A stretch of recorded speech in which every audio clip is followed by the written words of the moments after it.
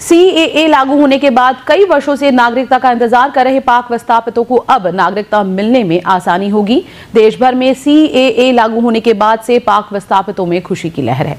आइए देखते हैं वीडियो जर्नलिस्ट राज वैष्णव की ये रिपोर्ट। पाक विस्थापित वैसे तो देश के अलग अलग राज्यों में निवास कर रहे हैं, लेकिन बात करें जोधपुर की तो यहाँ चौपासनी हाउसिंग बोर्ड के आगे रामनगर, डालीबाई मंदिर, गंगाणा और कालीबेरी में ये अधिक संख्या में रह रहे हैं। मंडोर के आंगरमा में भी एक पाक विस्थापितों की बस्ती है। सीएए लागू होने के बाद जब हमने इनकी प्रतिक्रिया जानी तो इनकी खुशियों का कोई ठिकाना नहीं दिखा। इन्होंने प्रधानमंत्री नरेंद्र मोदी और केंद्र सरकार का आभार जताते हुए खुशी जताई। इनका कहना था कि वो वर्षों से यहाँ रह रहे हैं, लेकिन नागरिकता नहीं मिलने से वह यहाँ निर्वासित जीवन जी रहे थे। उनके पास ना तो वोटर आईडी है और ना ही अन्य कोई दस्तावेज। ऐसे में वो सरकारी योजनाओं का भी लाभ नहीं ले रहे हैं। अब जब देश भर में सीएए लागू हो गया है तो उन्हें भी नागरिकता मिलेगी। इन लोगों का कहना है कि 2014 के बाद जो भी पाक विस्थापित आए उन्हें भी केंद्र और राज्य सरकार राहत प्रदान करे।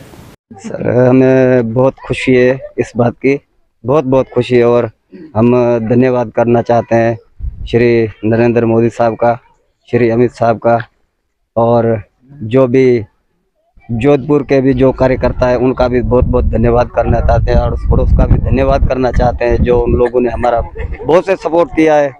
चाहे कोरोना काल से लेकर हमारा बहुत सपोर्ट किया।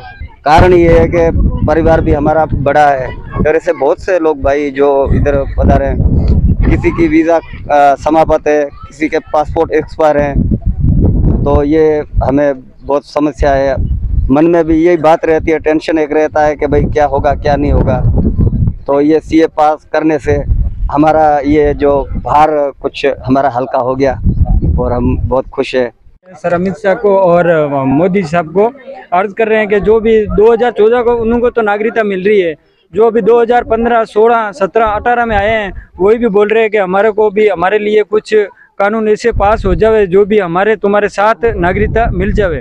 यहाँ लगभग 350 घर है और 2250 परिवार रहते हैं और बहुत पूरी हमारी बस्ती को खुशी है। लेकिन दुख इस बात का है को जो 14 के बाद जिसकी नागरिकता का कोई आज तक उसका इशू या उसकी कोई बातचीत नहीं चली है, तो उसका क्या होगा। जैसे कि 7, 8 साल 10 साल हो रहे हैं, 14 के बाद में 2024 तक 10 साल हो रहे हैं, उसकी कोई बातचीत नहीं हुई है।